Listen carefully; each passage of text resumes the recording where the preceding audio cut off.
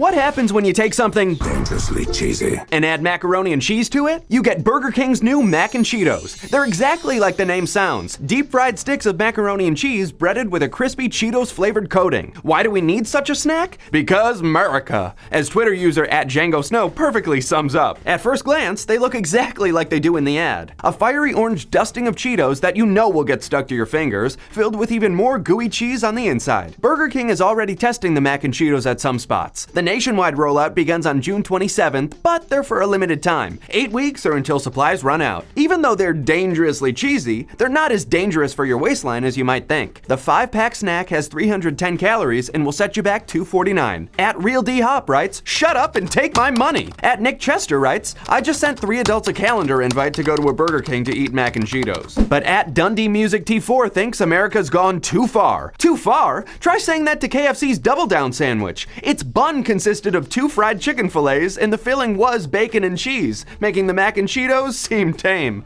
I'm Sean Dowling for Buzz 60. Now you know, pass it on.